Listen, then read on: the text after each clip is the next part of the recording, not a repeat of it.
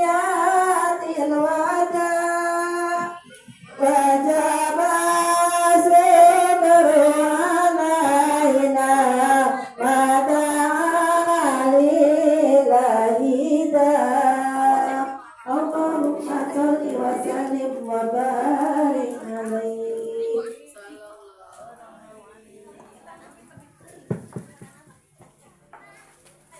Bismillahirrahmanirrahim.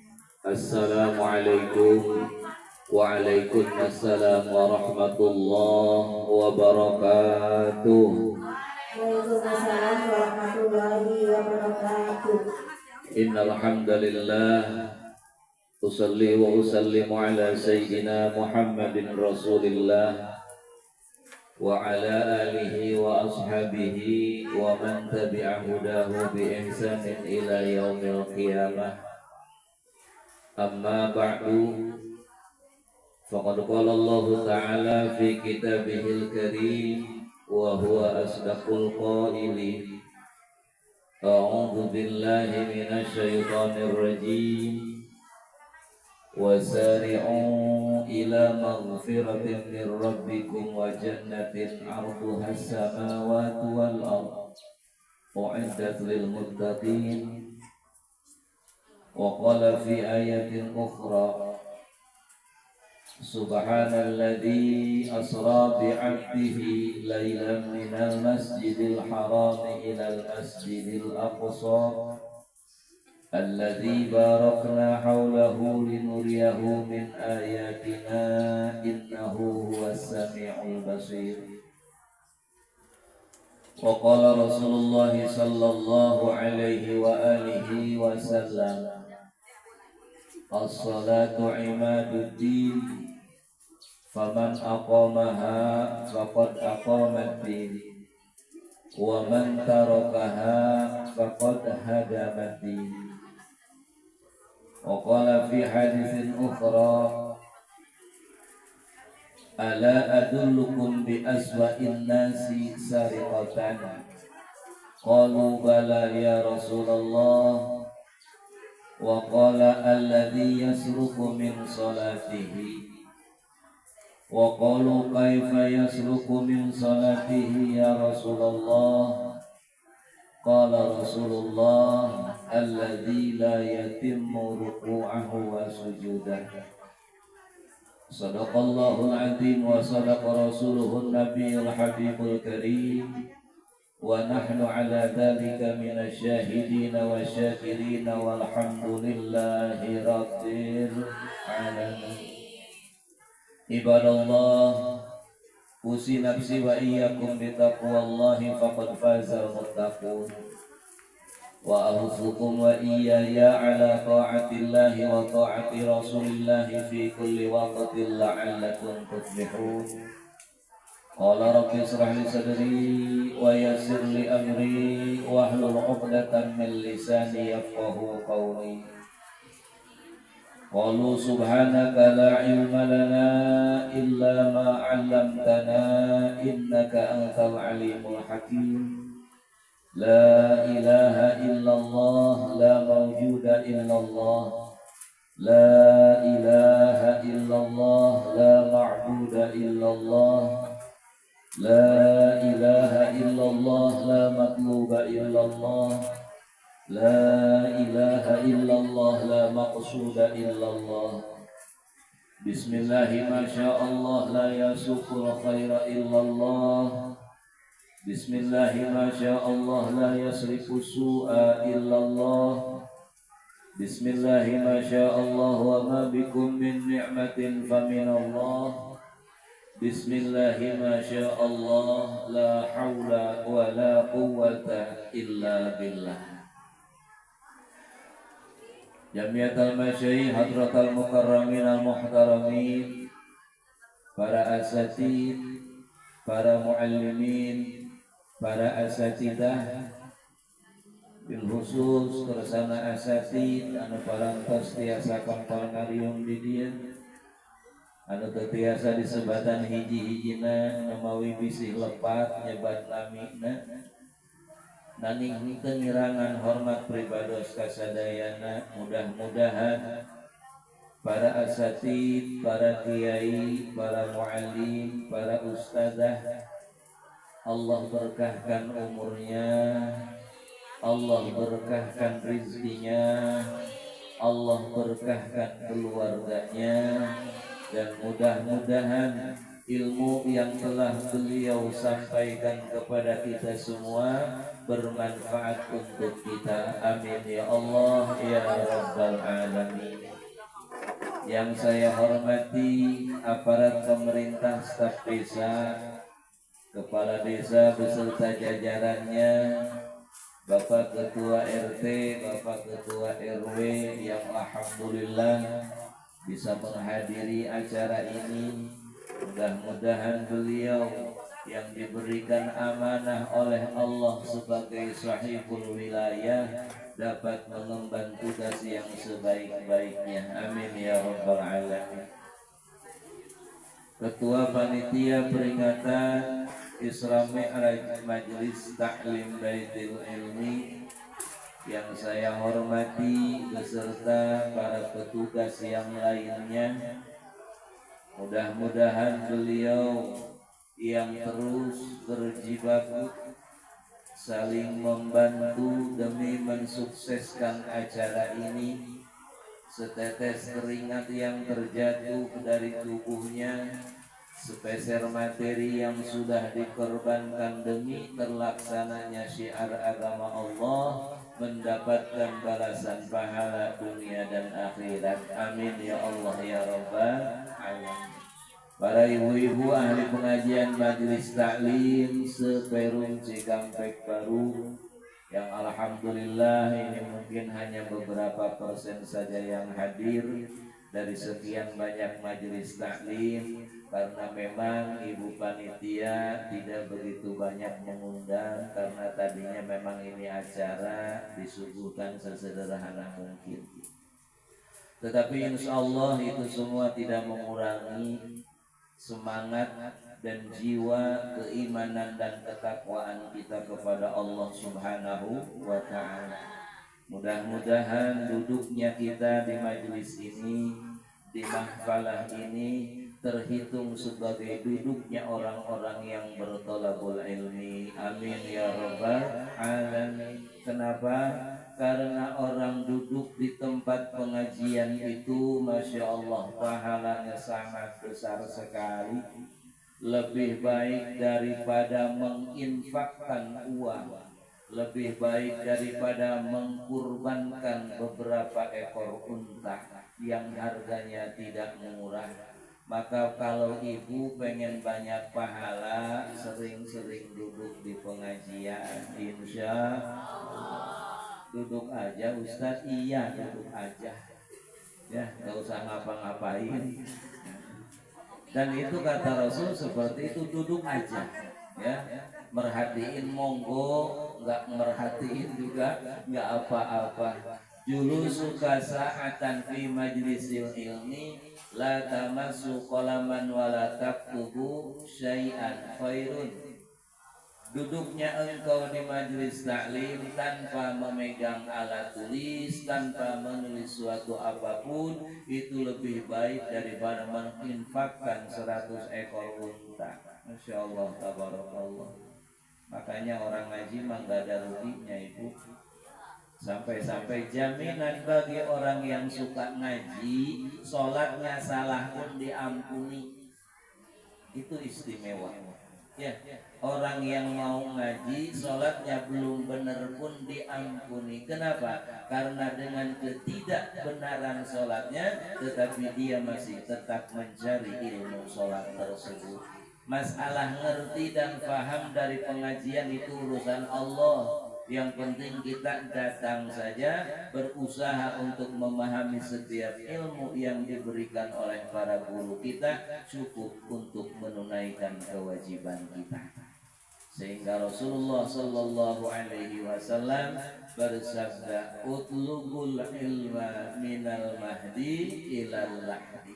Carilah ilmu semenjak engkau terlahir ke alam dunia ini sampai besok engkau masuk kembali ke dalam tanah. Jadi wajibnya mencari ilmu tanpa terbatas waktu dan tempat. Insya Allah ini semua sepakat. Yang tidak hadir pada saat ini mungkin sedang ada kesibukan yang lain ya.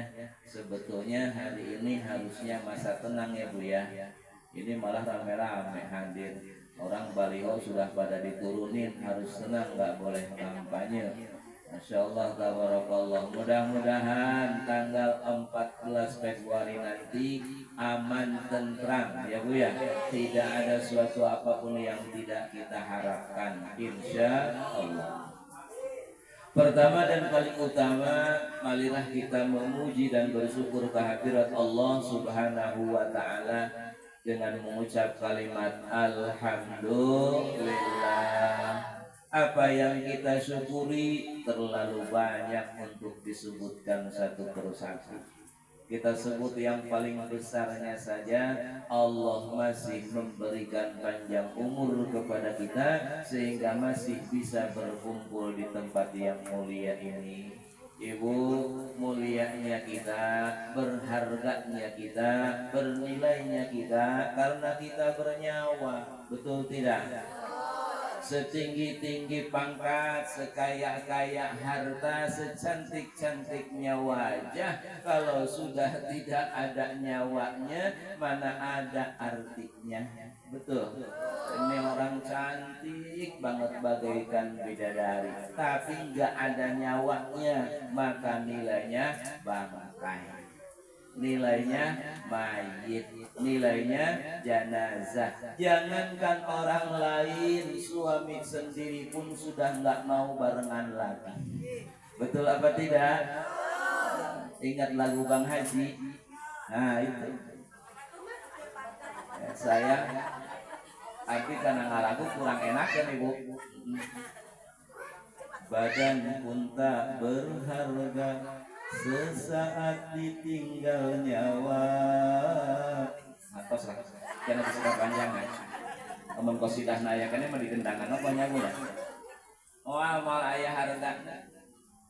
Bahkan suaminya sendiri atau istrinya sendiri sudah tidak mau menyentuhnya, apalagi tidur bersama. Ibu mau tidur bersama jenazah suami ibu, yang ada ketakutan ya Bu ya. Itulah nikmat yang paling besar buat kita, masih diberikan panjang umur, lalu kemudian sehat wal afiat. Selebihnya dari itu, nikmat yang sekarang Allah berikan kepada kita tidak diberikan kepada semua, tidak merata, hanya sebagian saja. Adalah nikmat hidayah, nikmat taufik, petunjuk dan pertolongan Allah buat kita sehingga kita masih bisa berbuat amal soleh. Amin ya rabbal alamin.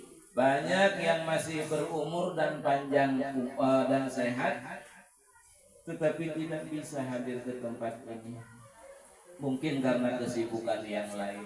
Tetapi kita, para ibu yang sempat hadir saat ini, dengan segala bentuk kesibukannya di rumah, dengan segala macam tugas dan pekerjaannya di rumah, kita masih bisa sempat-sempatnya hadir ke majelis ini. Betul apa tidak Ibu? Ibu di rumah banyak cucian ya Bu? Kumbahun seueur, ngepel encan. Kenaon atuh kadarieu lain manyareuseuh kan itu. Syariatnya ini undangan dari Ibu Ai, syariatnya. Hakikatnya Allah yang mengundang, betul apa tidak? Kalau Allah sudah berkehendak, tidak ada suatu apapun yang bisa menghalangi. Tetapi sebaliknya, kalau Allah sudah menghalangi, tidak ada satu apapun yang bisa menghendakinya. Betul?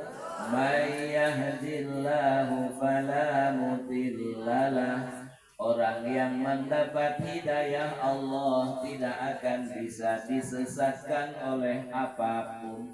Jangankan hanya manusia biasa, setingkat raja iblis pun tidak akan bisa menyesatkan dia karena dia sudah mendapatkan hidayah Allah. Tetapi sebaliknya, wa may yudlilhu fala hadiyalah.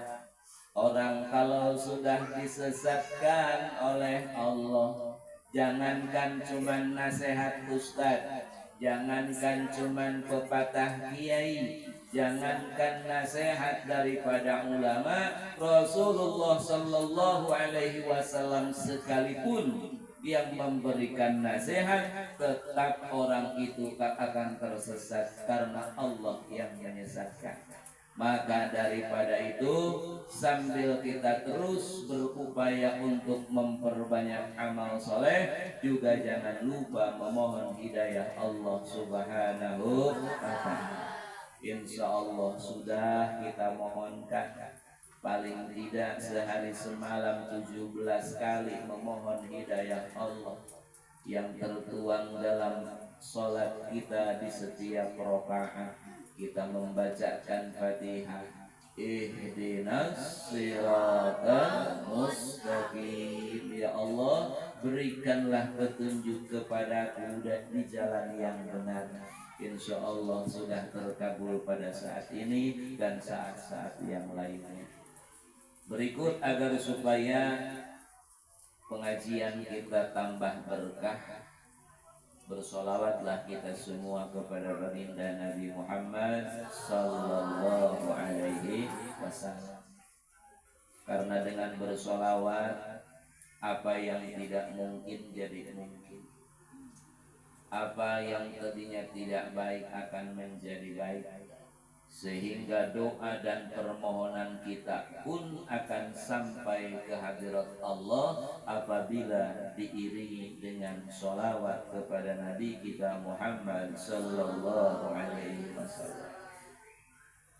Dua hal yang istimewa bagi kita dari Allah: satu, sholat; dua, sholawat. Karena dari dua hal tersebut ada yang beda dengan yang lain. Sholat beda dengan puasa, zakat, haji, dan lain sebagainya. Di mana titik perbedaannya? Kalau ibadah yang lain, kalau perintah yang lain, Allah amanahkan dan amanat tersebut dititipkan melalui wahyu kepada malaikat Jibril. Allah perintahkan puasa, menyuruh Jibril menyampaikan kepada Rasul. Allah perintahkan haji dan lain sebagainya melalui Jibril kepada Rasul. Tetapi ketika Allah memerintahkan sholat, sampai peristiwa itu masih kita kenang sampai detik ini. Rasulullah diundang oleh Allah melalui perjalanan Isra wal Mi'raj untuk menitipkan amanah sholat. Tidak Allah titipkan kepada malaikat Jibril. Bagaimana dengan sholawat? Istimewanya sholawat, kalau amal yang lain Allah hanya merintah saja. Sholatlah kalian, Allahnya enggak sholat. Zakatlah kalian, Allahnya enggak zakat. Puasalah kalian, Allahnya enggak puasa. Tapi ketika Allah perintahkan bersholawatlah kalian, Allahnya pun bersholawat. Innallaha wa malaikatahu yusalluna 'alan nabi ya ayyuhalladzina amanu sallu 'alaihi wa sallimu taslima. Masyaallah, tabarakallah. Yuk siap bersolawat Ibu. Yang kencang suaranya Bu ya. Jangan loyok-loyok. Kenapa? Karena bersolawat dengan suara yang lantang akan menghilangkan sifat munafik dari hati kita. Ini sangat sulit Ibu untuk mengusir munafik. Siapa itu orang munafik? Allah yang menyebutkan. Innal munafiqina yukhadi'una Allah wa huwa khadi'uhum. Orang munafik dia merasa sedang memusuhi Allah, padahal justru Allah yang sedang memusuhi dia. Orang munafik adalah idza qamu ila sholati qamu kusala. Andai pun dia mau sholat, sholatnya penuh dengan kemalasan, kusala. Seorang Sunda mah kusal-kusal. Jadi loba teuing alasan rek sholat. Kedul. Dipanggil lohor jam 12, kakarak sholat jam 3. Kaleket sasapu heula, kukumbah heula, nolonan budak heula, nyuguhan salaki heula. Laras enggak? Itu munafik, bukan di sini, bukan ibu majelis taklim. Ibu majelis taklim can lohor ge geus nungguan bae. Ya bapak-bapak nake termasuk. Ya banyak. Asal lohor bedug di masjid bapak. Insyaallah tabarakallah. Lalu kemudian orang munafik itu wala yadhkurunallaha illa qalila. Dalam setiap amalnya, terutama sholatnya, dia tidak pernah mengingat Allah kecuali hanya sebentar saja. Nah, ini mah dasar aja orang ya. Nauzubillah min.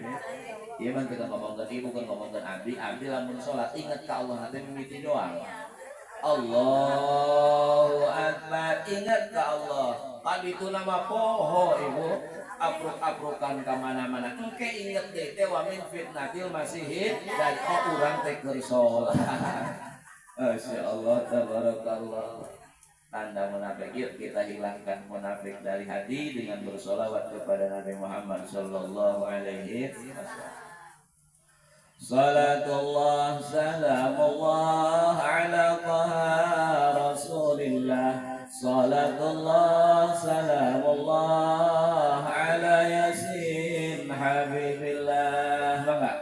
Salatullah salamullah ala taha rasulillah. Salatullah salamullah ala yasin habibillah. Nuju tanggal 7 likur bulan Rajab nuka masyur numut kaul nuka catur Kanjeng Nabi teh saur. Salatullah salamullah ala taha rasulillah. Salatullah salamullah ala yasin habibillah. di bapakku malaikat nyandak kurop muka sebat lempang teh cara kilat tunggangan Nabi angkat. Salatullah salamullah ala taha rasulillah. Salatullah salamullah ala yasin habibillah. Di Mekah ka Baitul Maqdis dengan golami antawis kersana Gusti nu wajis ku jami moal katawis. Salatullah salamullah ala taha rasulillah. Salatullah salamullah ala yasin habibillah. di Baitul Maqdis kerasna naik ka tangga kencana ka langit Nabi naikna Mi'raj teh kasebatna.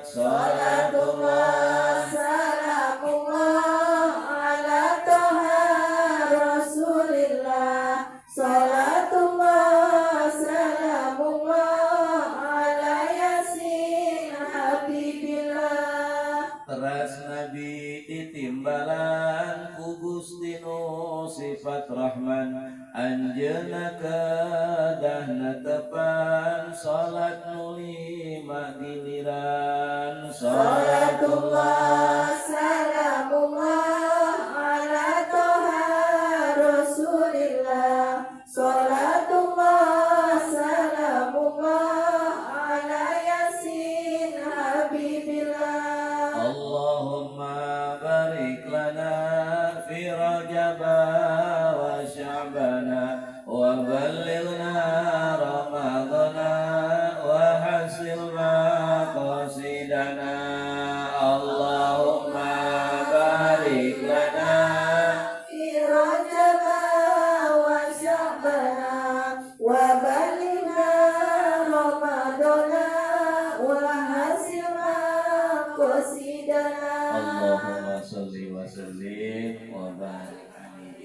abdi teh keur pilek.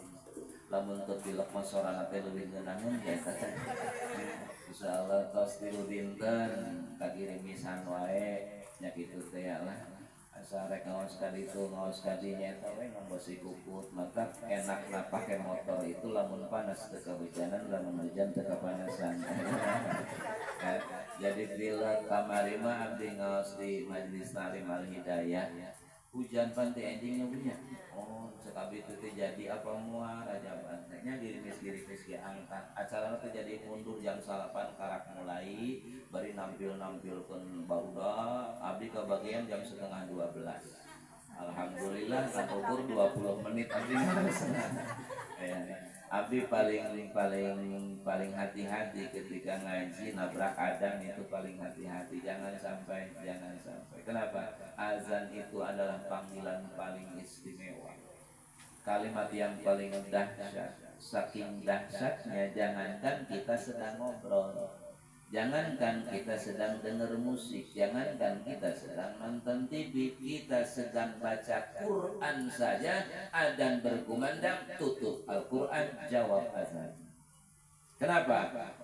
Wa man ahsanu qawlan mimman da'a ilallahi wa amila shalihan wa qala innani minal muslimin.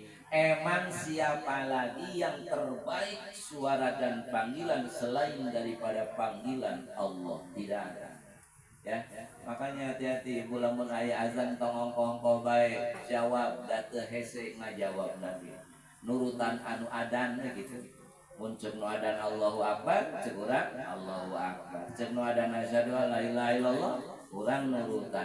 Kecuali hayya 'alas shalah jeung hayya 'alal falah tembalana la haula wala quwata illa billah. Aya deui nu beda dina adan subuh namina teh taswib.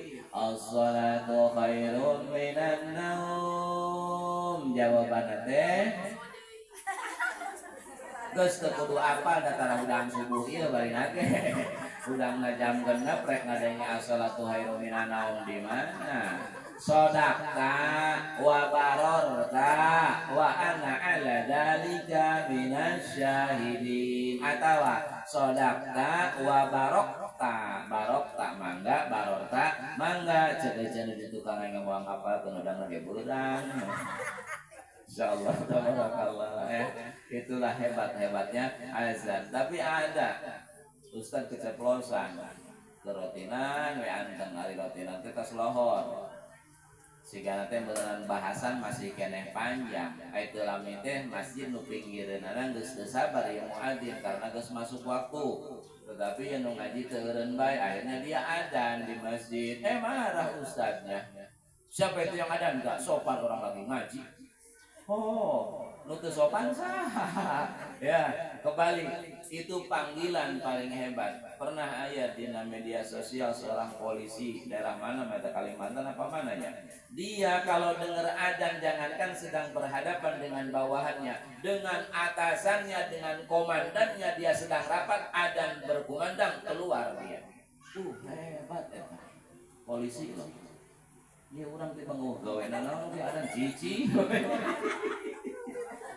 Henteu keur sibuk henteu keur nyeuseum, enggak lagi nyuci, enggak lagi nyapu, eta ada-adan cicing we teu dae kenal, teu dae keur nyamperkeun. Mantak pantes lamun urang ngadoa ku Allah diantep. Mantap. Urang mentak kaya teu kaya-kaya, urang mentak naik gaji teu naik-naik. Urang minta carokena bagur teu bagur-bagur ku Allah teu didenge doana. Kenapa? Karena Allah meminta, Allah menyuruh kita yang ongkoh-ongkoh wae gitu kan bae campur nyabu bahasanya. Nah, soalnya di dia aya nu ngarti Sunda, aya nu teu ngarti Sunda, makanya kadi kumangke we lah. Yang penting aya tungtung masyaallah tabarakallah. Entong cuek dengan panggilan Allah. Dan Allah janji akan menjawab setiap doa kita kalau permintaan Allah kita penuhi terlebih dahulu. Ya, Allah akan menjawab setiap permintaan kalian dengan catatan penuhi dulu permintaan. Allah nyuruh sholat, sholat. Nah sebetulnya tugas dari Allah itu tidak banyak ya punya. Sehari semalam kita sholat saja 5 waktu itu sudah hebat. Itu sudah tunai kewajiban kita. Tetapi kita tidak cukup dengan menunaikan wajib saja, maka kita mencari selebihnya, keistimewaannya, fadhailul akmal dengan amaliyah-amaliyah sunnah, seperti halnya kita berzikir, membaca Quran, ikut ke pengajian, ada yang wajib, ada yang sunnah. Masya Allah, tabarakallah. Abdi mah kapelum Cikampek Baru selain asa kamu deui mah enggak poe ka dieu nya punya amprok jeung ibu-ibu ieu keneh geus lah anggap dia anak ibu. Mudah-mudahan naon anu bari disampaikan ku abdi sing barokah. Amin ya rabbal alamin. Minangka ieu teh peringatan Isra wal Mi'raj. Masih Rajab keneh Ibu?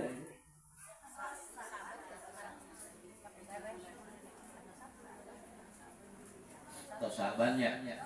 Inilah semangatnya ibu-ibu Peru. Rajabnya udah lewat, masih Rajaban juga. Gak apa-apa, ini bukan yang terakhir, ini Rajaban paling pertama di Peru. Ya, bulan Rajabnya belum datang, kita sudah Rajaban saja. Masih 1 tahun lagi Rajab ibu-ibu, tapi sekarang kita sudah peringatan Rajaban. Jadi bahasan ayat 2, ayat Rajaban, ayat Isra Mi'raj. Kalau Rajaban ya bulan Rajab, kalau Isra Mi'raj adalah peristiwa yang terjadi di bulan Rajab. Apabila kita berbicara tentang Isra wal Mi'raj, maka kita tidak akan lepas dari 3 poin. Abdi mau menunjukkan tangan 3 poin ya. Karena bahaya ayeuna baca. Entar abdi kieu we ceramah ka mana-mana ge. Nah, ieu masa-masana berbahaya bisi pajarkeun kana abdi milih salah satu tidak. Poin pertama, Rajaban tidak lepas, Isra Mi'raj tidak lepas daripada sejarah. Poin yang kedua, Isra wal Mi'raj tidak akan lepas dari yang namanya akidah. Dan poin ketiga, Isra wal Mi'raj tidak lepas dari unsur ubudiyah. Yang pertama sejarah. Sejarah Isra wal Mi'raj sebagaimana yang sudah kita maklumi bersama, bahwa Isra adalah perjalanan Nabi dari Masjidil Haram ke Masjidil Aqsa, dan Mi'raj adalah naiknya Nabi dari Masjidil Aqsa ke Sidratul Muntaha. Selesai, itu Isra wal Mi'raj. Cuman bahasanya bukan berjalan dan naik, tapi Allah memperjalankan dan Allah menaikkan. Kalau Nabi yang berjalan dan naik sendiri, mana mungkin bisa terjadi satu malam. Karena jarak dari Masjidil Haram yang ada di Mekah ke Masjidil Aqsa yang ada di Palestina itu jauh sekali. Kalau kita tempuh dengan berjalan kaki, kurang lebih waktunya dibutuhkan 1 bulan lamanya, baru nyampe di Palestina. Yang mana sampai saat ini dan dari dulu Palestina seperti saat ini. Dengan Bani Israel itu sudah ada nas Qur'annya. Kita hanya bisa berdoa semoga orang-orang yang ditinggalkan oleh para syuhada diberikan kesabaran oleh Allah Subhanahu wa ta'ala. Adapun untuk syuhadanya sendiri, orang Palestina yang meninggal dunia gara-gara kekejaman Israel, gak usah didoain, mereka udah terlebih dahulu masuk surganya. Betul apa tidak? Namanya syuhada. Jauh dari Masjidil Haram ke Masjidil Aqsa, lebih jauh lagi dari Aqsa ke Sidratul Muntaha. Ini terjadi hanya sebagian malam saja, karena peristiwanya bukan Nabi yang berjalan, tapi Allah yang memperjalankan. Ibu girimis mangga majen kapayun. Nu dipengker majen kapayun atanapi nu dipayunan geser karunya ibu nu teu kasaungan. Insyaallah hujanna moal agung. Ya.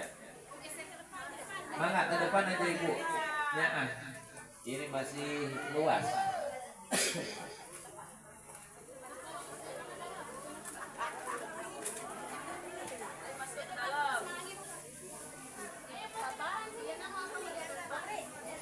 Silahkan cari tempat yang betul ya, yang nggak hujan. Dan ini ya spektrumnya bapak takut kena istri.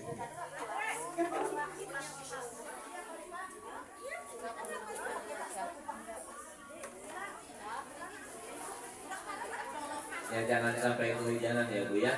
Nanti kalau ibu flu nyalahinnya ke Rajaban. Ini gara-gara di Rajaban jadi pilek. Kayak tanggal 2. Dah ya.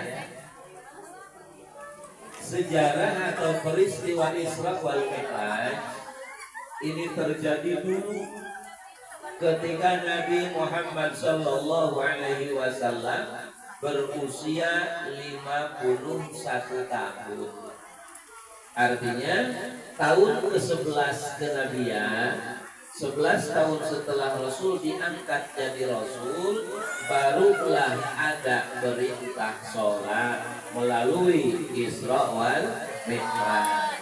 Berarti sebelumnya, setelah Nabi diangkat menjadi Nabi, jadi Rasul di usia 40 sampai usia Nabi 51 tahun belum ada perintah sholat. Ya. Karena sholat baru diperintahkan setelah Nabi usia 51 tahun. Jadi 11 tahun Nabi menjadi Rasul belum ada perintah sholat. Ya Masya Allah, berkah ya, mudah-mudahan Allahumma sayyiban nafi'ah. Semoga ini hujan yang bermanfaat untuk kita semua. Yang kebocoran geser ya Bu ya. Yang kebocoran geser, gak apa-apa, rakot aja gak apa-apa. Nah itu muncrat ya Bu ya. Sudah siap lanjut. Jangan lama-lama ya, takut semakin besar ini hujannya. Ketika itu Rasulullah Shallallahu Alaihi Wasallam sedang dirundung dengan berbagai macam kesedihan. Makanya tahun ke-11 daripada kenabian disebut dengan Amul Hazn, tahun kepedihan bagi Nabi kita Muhammad Sallallahu Alaihi Wasallam. Kenapa Nabi bersedih? Karena Nabi ditinggalkan oleh dua orang terdekat dan tercinta Nabi Sallallahu Alaihi Wasallam. Allahumma sayyiban nafi'ah, Allahumma sayyiban nafi'ah, Allahumma sayyiban nafi'ah. Ibu dalam hati sebutkan keinginan ibu kepada Allah. Sebab ketika hujan turun, disitulah pintu ijabah doa terbuka. Ya Allah, semoga kami semua yang berkumpul di sini, Engkau berikan kesehatan, Engkau berikan ketenangan dan kenyamanan, dan mudah-mudahan selalu dalam keadaan baik, di akhir hayat menjadikan husnul khotimah. Amin ya rabbal alamin. Ibu silakan ibu berbentar, tak apa-apa ya, di rumah-rumah ya numpang. Ini lama-lama sepertinya banjir ibu. Iya banjir. Ya.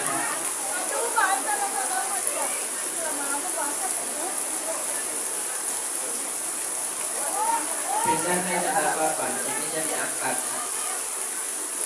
Ya, pindah aja tak apa-apa. Karena ini pemerasnya kedengar kemana-mana tak apa-apa.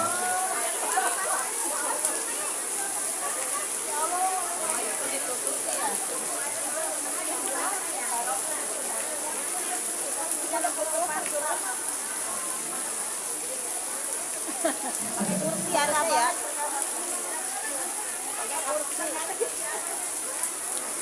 Sok itu ke rumah aja Bu, di sini kalau banjir.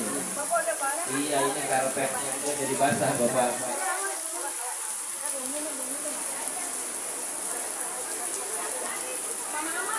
Ibu diangkat karpetnya Bu.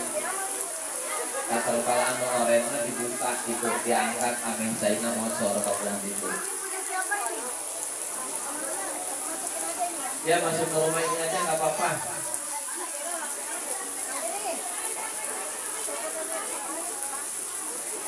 Nanti kalau hujannya reda bisa lanjutkan lagi. Nah itu udah nggak bisa didudukin lagi tikarnya basah.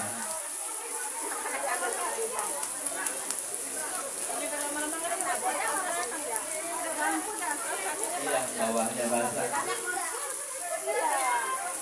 Pindah aja ke rumah. Ya, tentunya di bawah rumah aja biar bertumpuk juga. Iya, nggak usah biar di sini pakai kursi ini, Ustaz nggak basah. Ibu silakan cari tempat. Pak Ustadz maju, Pak Ustadz. Iya, nggak apa-apa.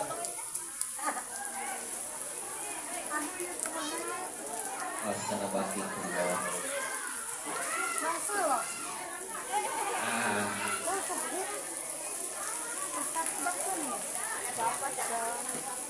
Ya.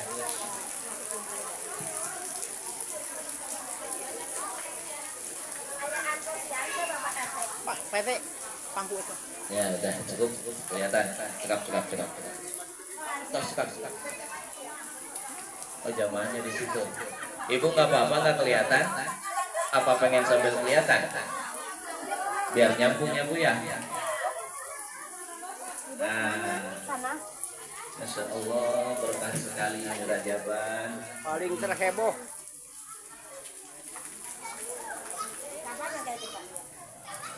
Ibu yang di belakang basah kan tikernya Bu?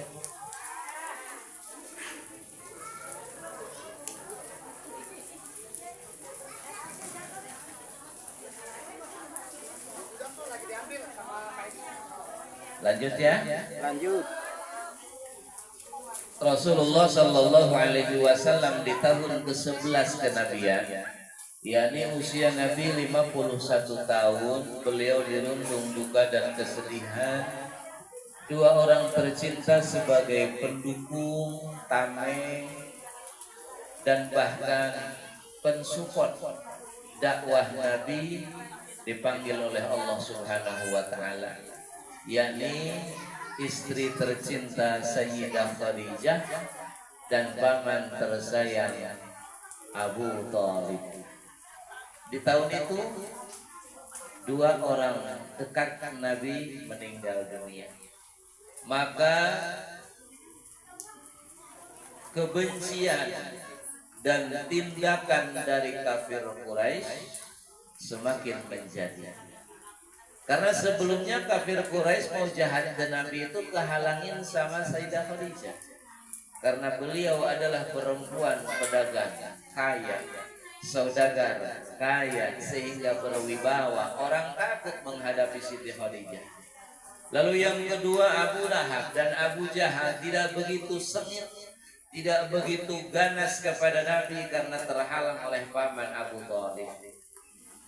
Tetapi ketika Siti Khadijah dan Abu Thalib meninggal dunia, wafat, maka Rasul seakan-akan tidak memiliki tempat untuk bernaung. Bersedihlah baginda Nabi Sallallahu Alaihi Wasallam.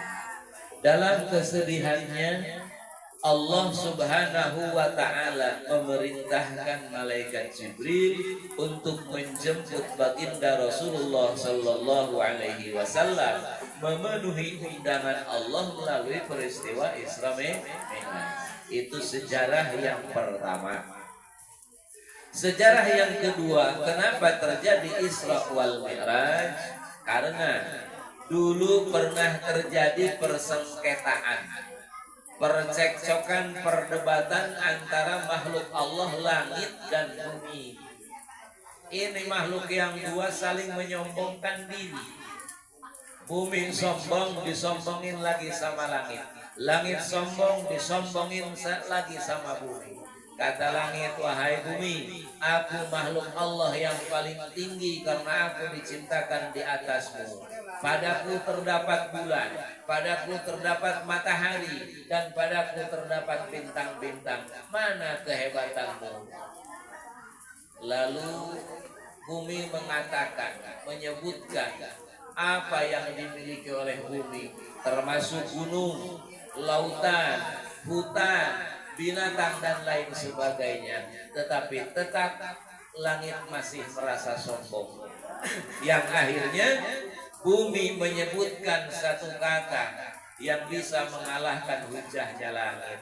Wahai langit, sehebat apapun engkau, padamu tidak ada kekasih Allah, padamu tidak ada Sayyidul Anbiya, padamu tidak ada makhluk nomor satu di hadapan Allah, yakni baginda Nabi Muhammad sallallahu alaihi wasallam. Cek bumi sahebat-hebatna langit, di langit mata aya kangjeng Nabi. Sedangkan makhluk Allah yang tercipta menurut beberapa pendapat itu diciptakan oleh atau melalui nur cahaya Muhammad sallallahu alaihi wasallam. Maka langit kalah debat, langit diam, langit tak bisa menjawab, karena tidak ada lagi makhluk Allah yang pantas untuk disanjung lebih tinggi setelah baginda Nabi sallallahu alaihi wasallam. Akhirnya langit mengajukan diri kepada Allah, ya Allah, aku makhlukmu dan bumi makhlukmu, kenapa engkau pilih kasih? Di bumi engkau simpan hamba tercintamu, kenapa di langit tidak ada? Maka setelah itu barulah Rasulullah diundang oleh Allah untuk menginjakkan kakinya ke langit pertama, kedua sampai ketujuh, supaya banding keistimewaan langit dan bumi. Maka terjadilah Isra Mi'raj. Sejarah yang ketiga, kenapa harus ada Isra Mi'raj? Karena Allah akan memerintahkan satu perintah yang paling istimewa, yaitu sholat. Maka kata Nabi, ibu, as-sholatu mi'rajul mu'minin. Sholat itu adalah mi'rajnya orang beriman. Ntar aja biar sama saya. Maka ketika kita sholat, kita itu sedang mi'raj. Kalau ingin ada peningkatan dalam hal apapun, maka sholatlah dengan sebaik-baiknya sholat. Insya Allah kalau ilmu sholat setiap rutinan dibahas ya Bu ya, Insya Allah. Dan pergunakan, amalkan. Begitu kita tahu bahwa sholat itu harus A, B, C, D, langsung lakukan. Karena orang kebanyakan bisa karena biasa. Jangan punya pendapat seperti ini, cukuplah kita mah udah mau sholat aja udah untung. Jangan pernah merasa cukup dengan ilmu. Itu sejarah sholat Allah turunkan melalui Isra Mi'raj. Lalu kemudian yang kedua, unsur daripada Isra Mi'raj itu berkaitan dengan akidah, keyakinan. Kenapa saya katakan dengan keyakinan? Karena dulu saja ketika Nabi bercerita Isra Mi'raj, yang tidak percaya itu bukan hanya orang kafir, bukan hanya orang pembenci Nabi. Berikut orang yang sudah iman pun, orang yang sudah menjadi sahabat Nabi pun kembali murtad karena mendengar peristiwa Isra Mi'raj. Ketika Nabi selesai Mi'raj, Nabi termenung, kebingungan. Terus kemudian ada Abu Lahab lewat. Yang namanya Abu Lahab itu musuh bebuyutannya Rasul. Padahal masih ada kerabat ke Rasul, tapi yang namanya musuh tetaplah musuh. Biasanya lamun musuh ningali musuh nak bingung besok apa. Bener enggak cek? Sabalikna lamun orang boga musuh, musuh kurang tersenyum-senyum, urang anu kesel. Eta teh ngaranna naon? Hasud. Teresep ningali batur bunga, resep nate ningali batur susah. Senengnya dia menari-nari di atas penderitaan orang lain. Maka Abu Lahab menghampiri Muhammad, sedang apa engkau kelihatan bingung? Kata Rasul, saya bingung harus ngomong apa. Memangnya kamu mau ngomong apa? Sebetulnya saya ingin bercerita tentang peristiwa tadi malam yang sudah terjadi kepada saya. Memang kamu sudah ngapain? Saya sudah diperjalankan oleh Allah dari Masjidil Haram ke Masjidil Aqsa, lalu kemudian naik ke Sidratul Muntaha di atas langit ketujuh. Saya kembali sebelum subuh tadi. Aku Abu Lahab kalah kaseri. Malah mau dia mikir parah cenaya. Malah wong jangan-jangan Muhammad gila. Mana mungkin dari Haram ke Aqsa ke Sidratul Muntaha hanya terjadi sebahagian malam. Tetapi karena memang ada politik lain dari hatinya Abu Lahab bukan langsung ngomong tidak percaya, justru malah nantangin Muhammad, kalau memang itu betul terjadi kepada engkau, ceritakan kepada semua orang banyak, biar tahu mereka bahwa Muhammad itu sudah benar-benar tersesat. Dan kalau kamu yakin akan bercerita kepada semua orang, saya yang undang mereka. Langsung Abu Lahab ngundang ibu. Mengenai speaker saya makanan speaker. Mangga bapak ibu hadiri kunjungi kadi ngariung kumpul. Ya Muhammad rek ngadongeng. Rek bercerita tentang Isra Mi'raj. Jadi sesungguhnya yang pertama kali ngundang Isra Mi'raj itu Abu Lahab. Ya, kita mah ikut-ikutan Abu Lahab aja. Iya.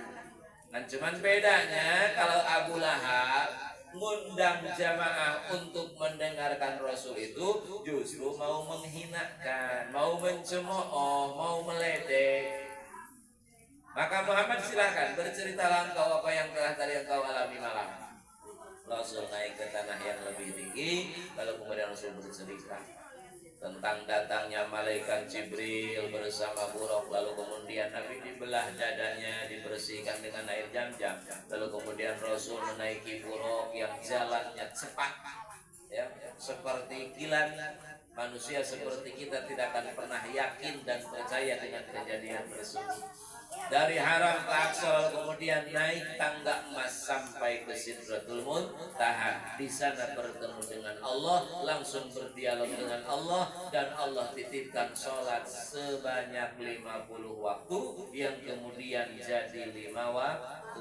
Kenapa? Karena kalau 50 waktu kita nggak bakalan kuat. Betul nggak Bu? Begitu turun surga yang Nabi Musa Muhammad diparentahna untuk Gusti Allah sholat.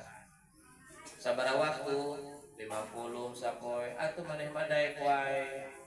Kitu kunaon kuat. Umat kaula nu jarang gede umurna para ranjang teu kuateun komo umat anjeun laleutik. Umurna para rondok lemah. Balik deui ka ditu ka Gusti Allah. Menta dikurangan ya Allah ulah 50 moal kuateun. Kangjeng Nabi uwi deui dikurangan 5 tinggal 45. Kangjeng Nabi uwi deui dikurangan 5 tinggal 40. Terus Kangjeng Nabi bolak-balik dari langit ke-4 ke Sidratul Muntaha. Sampai pada akhirnya salat yang 50 tersisa tinggal 5 waktu. Cek Nabi Musa Muhammad tinggal sabaraha waktu tugas teh 5 waktu. Balik deui moal kuateun 5 waktu. Ternyata bener ya Bu ya. Bener ente. Jadi lamun urang sholat Korea bener cek Nabi Musa moal kuateun. Jadi urang boga dalil.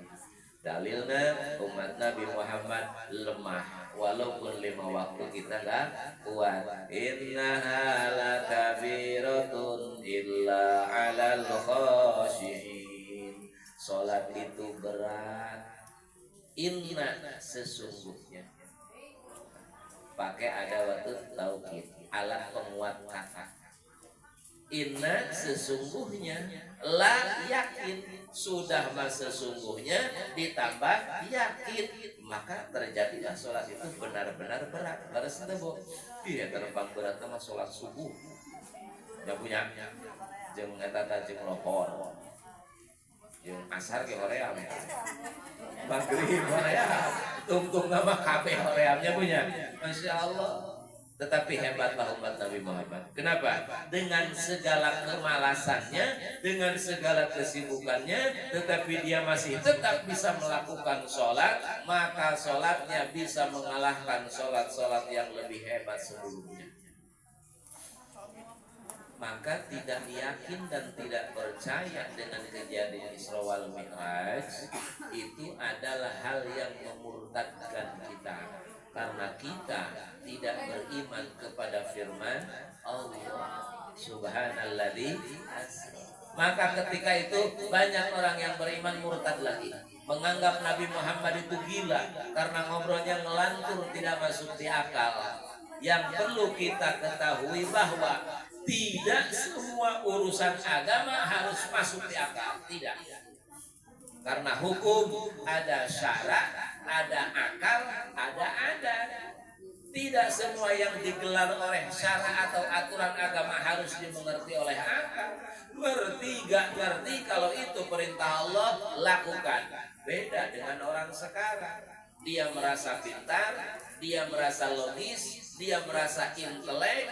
Untuk melakukan perintah Allah, dia pikir-pikir dulu dengan akalnya. Kalau dia ngerti, dia lakukan. Kalau dia tidak ngerti, dia tinggalkan. Akhirnya dia beragama kepada akalnya sendiri.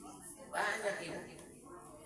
Sampai-sampai ada orang Islam, bahkan penceramah, entah kiai entah ustaz, yang nggak percaya Islam Mi'raj. Mana mungkin terjadi? Kenapa? Karena tidak masuk di akal. Emang semua agama harus masuk di akal? Tidak. Sebagian harus kita masukkan ke dalam keyakinan, keimanan. Kan Allah Qudrat, Maha Kuasa. Abu Bakar sendiri mengatakan, aku percaya kalau sahabatku Muhammad Isra Mi'raj tadi malam. Bahkan lebih daripada itu pun aku tetap percaya. Makanya Abu Bakar pada saat itu diberi gelar As-Siddiq, yang pertama kali membenarkan peristiwa Isra wal Mi'raj.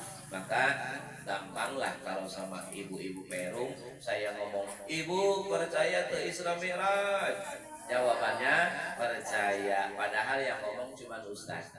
Dulu yang ngomongnya Nabi, langsung sumber yang terpercaya, dan dia ada pelakunya.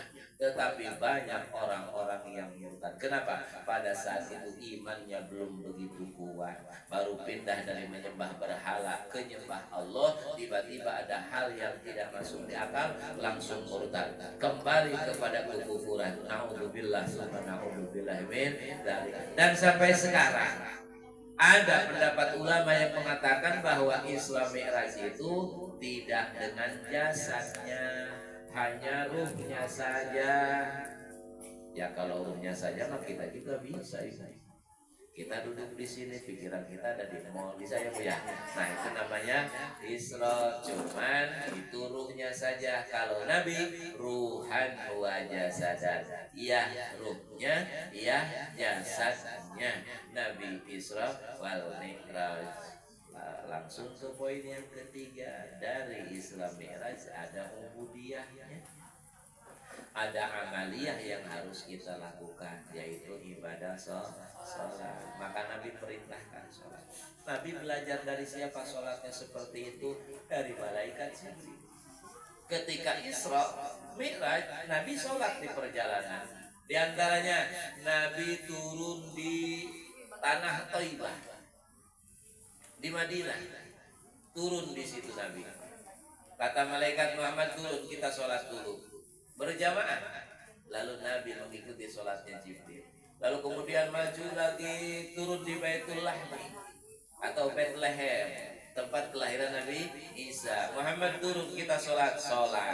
Jadi setelah itu barulah sholat yang dilakukan oleh Rasul bersama malaikat. Rasul ajarkan kepada para sahabat, sehingga kata Rasul, "Shollu kama ra'aitumuni usolli." Sholatlah kalian seperti kalian melihat aku sholat. Ya sholat yang seperti kita lakukan itu sholat Rasul. Yakinkan. Kenapa? Nabi mengatakan, sholatlah kalian seperti kalian melihat aku sholat. Nabi wafat, ganti sahabat yang jadi imam, tabi'in yang jadi makmum. Kata tabi'in sama, wahai pengikut, sholatlah engkau seperti engkau melihat aku sholat. Terus turun-temurun kepada kita. Kata guru kita, sholatlah seperti ini. Ini kata guru saya kata guru saya, terus akhirnya sampai kepada baginda Nabi Shallallahu Alaihi Wasallam. Makanya kalau berguru ke kiai, ke ustadz, ke guru yang harus jelas nasab keilmuannya kepada Nabi. Kenapa? Sekarang ada orang yang berinisiatif dengan akalnya bahwa sholat itu nggak usah dilakukan. Ada kok, nggak usah sholat. Yang penting yakin aja, ingat kepada Allah. Toh tujuannya sholat itu agar supaya kita mengingat Allah. Ya kalau sudah bisa mengingat, ya sudah nggak usah sholat. Ini geblek ini. Balas sudah. Dan dia tidak tanggung-tanggung, dalilnya Al-Quran. Kata Allah, innani anallahu la ilaha illa ana fa'budni wa aqimis sholata lidzikri. Yang artinya, aku adalah Tuhan dan tiada Tuhan selain aku, maka sembahlah aku, dirikanlah sholat agar engkau mengingat aku. Begitu kata Allahnya. Jadi kalau udah bisa ingat, maka usah sholat. Ini kan cara pemahaman ayat yang salah. Dalilnya betul, tetapi istidlalnya salah. Cara mengolah dalilnya salah. Ibu nasinya waka-waka dikeluarin. Jadi kita makan sop hujan. Masya Allah.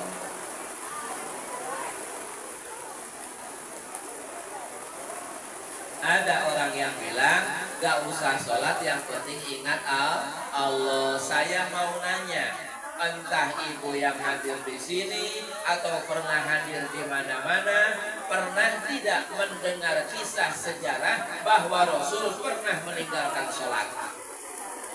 Gak ada, ya, tidak ada ceritanya satupun Rasul meninggalkan sholat. Kalau orang sekarang ngomong gak usah sholat, ini ikut Rasul apa bukan? Rasul saja yang Nabi, bahkan rajaknya Nabi, gak pernah ninggalin sholat. Kenapa kita berani menyimpulkan sholat boleh ditinggalkan?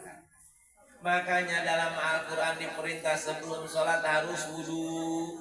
Ya Allah, gak ada air, fatayammamu, tayamum. Ya Allah, aku sedang di perjalanan jamak. Ya Allah, aku sedang repot kosong. Ya Allah, aku gak bisa berdiri, duduk. Ya Allah, aku gak bisa duduk, tiduran. Saking sholat jangan ditinggalkan. Ini dengan enaknya, kalau ingat ya gampang, pan ingatnya kita Allah, sudah segitu aja ingatnya, nggak ingat yang lain-lain.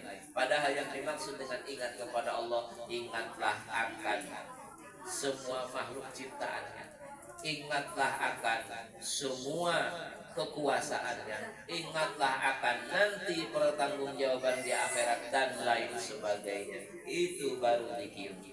Ya kalau hanya sebatas namanya Allah saja kita sebut dalam hati, itu zikir seperti apa?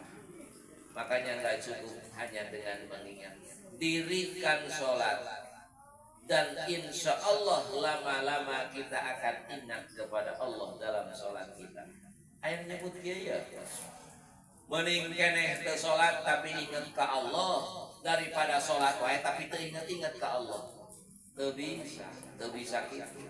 Tetap mending keneh sholat sanajan can bisa ingat ka Gusti Allah. Da sholat mah kewajiban, daripada ingat ke Allah tapi itu sholat berarti itu nunaikan kewajiban. Makanya saya sering ngomong sama ibu-ibu jamaah, ibu, sholat kita yang penting sekarang tujuannya sah saja dulu.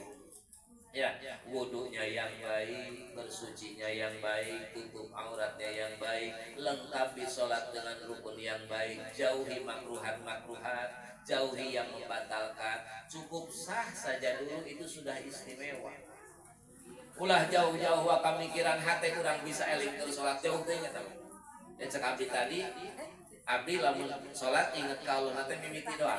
Allahu akbar, teh ustaz. Nah, kalau jamaah namanya, tapi untuk ituan kita, ya, jamaahnya lebih berpengalaman. Bisa kok diajar tuh. Man pedah kieu moal aya salat anu khusyuk lamun teu sah. Tetap fikih tasawuf tidak bisa ditinggalkan salah satunya, tidak bisa dipilih salah satunya. Fikihnya lengkap, tasawufnya lengkap. Fikihnya lengkap, akhlak salatnya lengkap. Jangan pilih salah satu. Baiklah, yang penting mainan katutup ujal, wejek tukur, sholat pakai celana koprak, ngumpul jadi. Iya jadi, tapi gak ada adab, gak ada akhlak. Pakai fikih. Aina cukup kita sok penting mah HTW ingat ke Allah lebay sholat masalah oke.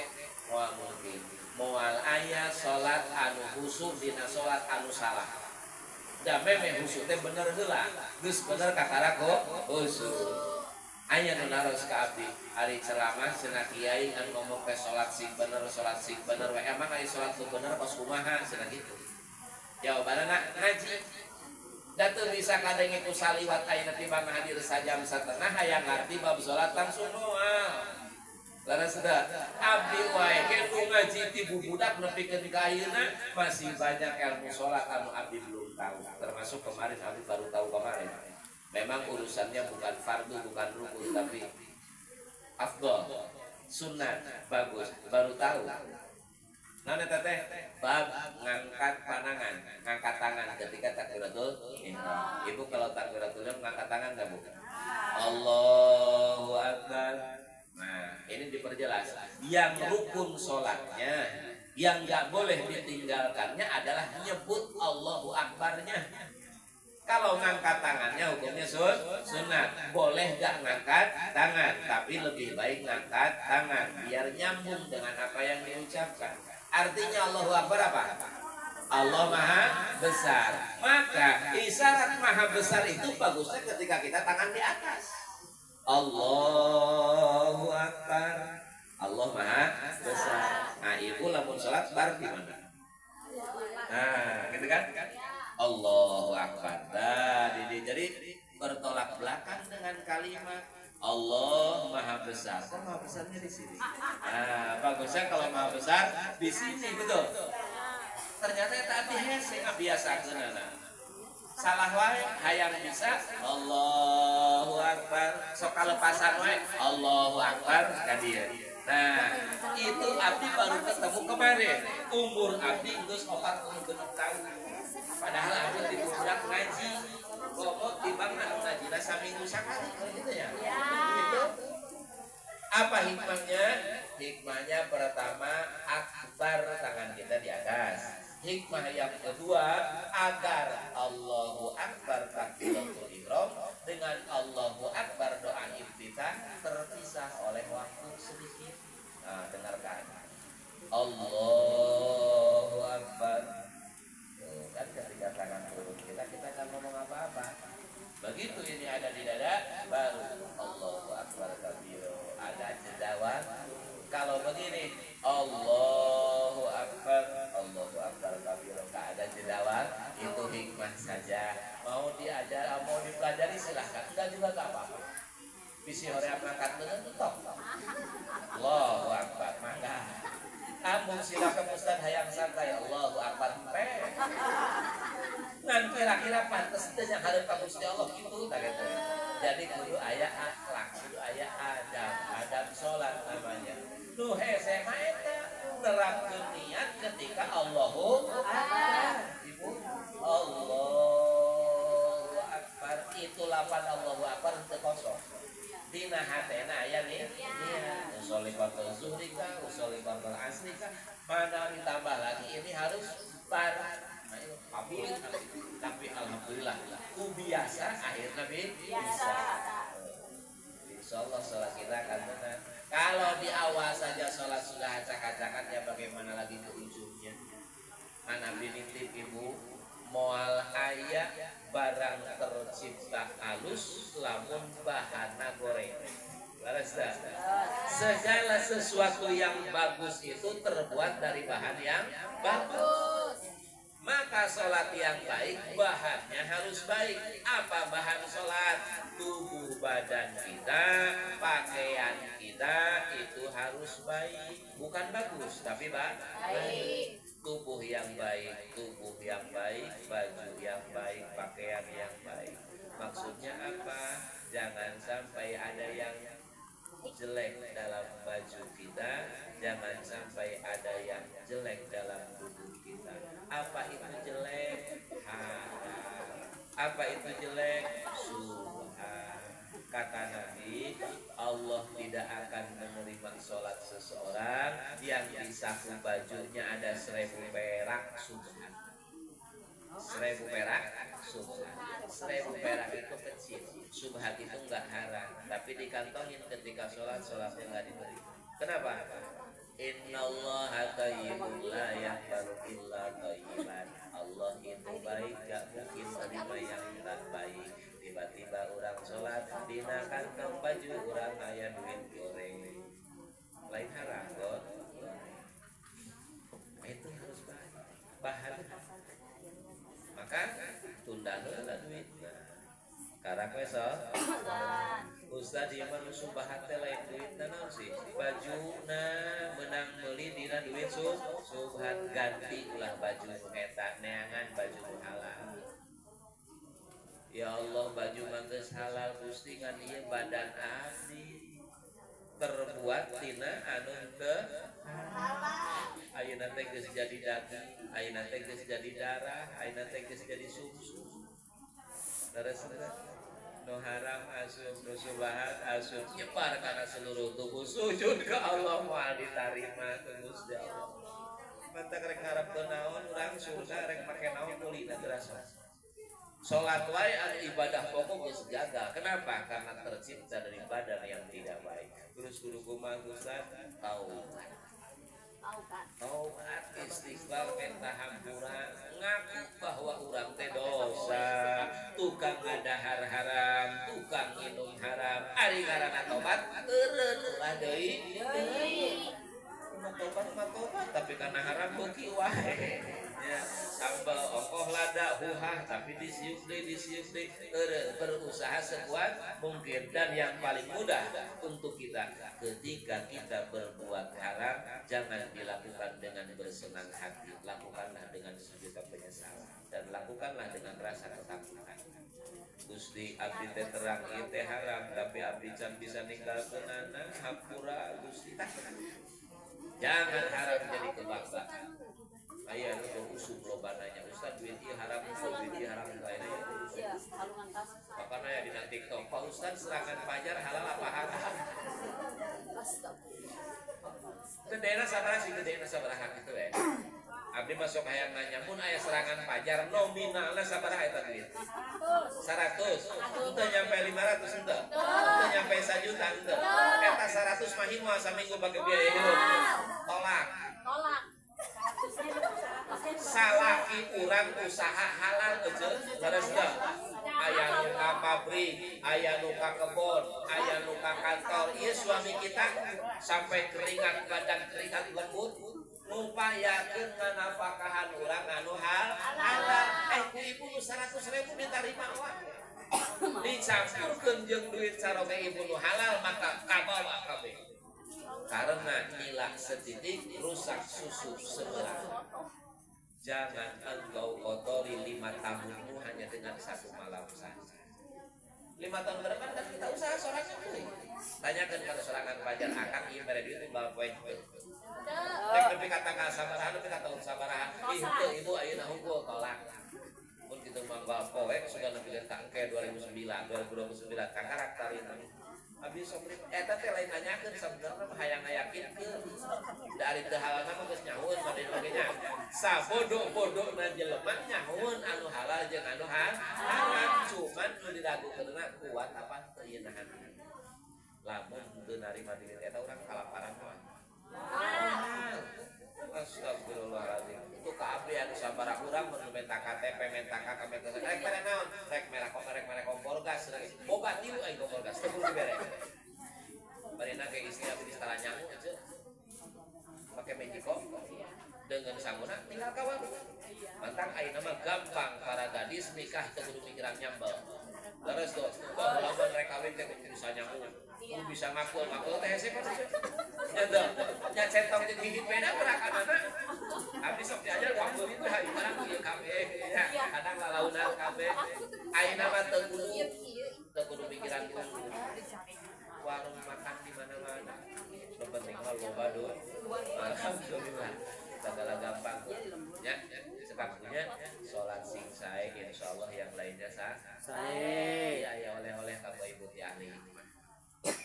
Kuliko bagus sa'adat fil baitil ladzi fihi tartafi'u sautu zaujati ala sauti zauj. Untuk ibu khusus, tapi bapak jangan kegeeran. Ini untuk ibu saja. akan ditutup, akan dikunci pintu kebahagiaan untuk satu rumah yang di dalamnya ada suara istri lebih tinggi daripada suara suami. Oh, cara beta mantap kenal. Jangan bentak-bentak suami. Boro-boro bentak nada lebih tinggi saja akan menghalang kebahagiaan. Paingan rumah tangga orang kabel itu aja teh. Si orang teh juga bisa nyalakan salah. Enggak sore nunjuk-nunjuk masalah. Na'udzubillahi min itu kebahagiaan ibu ada pada suami istri. Hormati, tidak perlu melihat pangkatnya, tidak perlu melihat profesinya, lihat saja bahwa dia adalah imam saya dan ridho Allah buatku ada padanya. Suami ridho Allah ridho, suami benci Allah tuh benci. Siap, jangan bentak suami. Kalau suami ngomong 25, kita gunakan 4. Ya, suami 4 turun kita 3,5. Ini suami 5 kita 10. Mantap, ulah waka alus sangka lamun ayah bapak-bapak betah di masjid di maghrib terbalik ketika isya. Ai sugan teh betah itikaf. Bapak menita sekap di ningali bapak kunaon sih? Itikaf di maghrib nepi ka isya tara balik kunaon sih? Betah di masjid lain. Kunaon? Pusing di imah. Ieu mah awak-awak we hayu ngajak. Matak mendingan cicing di masjid cenah tiis bejana. Insyaallah. Gitu ya Bu ya, nitip ya Bu ya. Jadi cekap di kieu ibu percuma ka majelis talim unggal waktu minggu pengajian tapi ka suami tetep kos kitu bae. Tong ditinggali suami kos kumaha cek bari pasar punten. Sekalipun suami teu salat, ibu mah teu tanggung jawab. Bener teu? Sugan ke diharap. Ojo salat itu salat tara. Tapi justru kalau suami yang membiarkan istri, dia akan terkena bebannya nanti di akhirat. Istri mah rek asup surga supaya sorangan. Ya. Bahkan lamun istri dihitung ke ripuh kerepotan ada 3 laki-laki yang bertanggung jawab. Hiji bapakna, 2 suamina, 3 anak lalakina, 4 saudara laki-lakinya akan ikut membantu ini. Nah suami rek saha nulunganana. Nu aya mah maneh terus we didesak istri. Bener teu? Aya kurang bapak na kasut ka surga ku malaikat digeroan. Akan ka dieu cenah itu mah majikan akang lain. Kurang geuning ari akang mah alus mah majikan akang mah goreng ibadahna ya tak kitu ku kuring sok diatur. Tara ditita salat tara, kurang sih karunya. Wayahna pa baturan di neraka. Rek ka surga teu lulus. Itu resiko na berat jadi lalaki. Mata kulah sirik lamun warisan lebih gede. Amin. Kalau warisan sirik berat tanggung jawab. Cekap punya. Lihat sama Om, lihat. Mudah-mudahan urang sadayana sing dipaparin berkah dina bulan Rajab ayeuna, berkah sahabat besok, panjang umur sampai bulan Ramadan. Amin ya Allah ya rabbal alamin. Mohon maaf yang sebesar-besarnya, lebih banyak kata yang salah daripada yang baik, yang salah dari saya, yang baik itu semata hidayah Allah Subhanahu wa taala. Wallahul muwaffiq ila aqwamit thoriq wal afu minkum. Wassalamualaikum. Ya Pak Ustaz. Ayo sepuh. Assalamualaikum warahmatullahi wabarakatuh.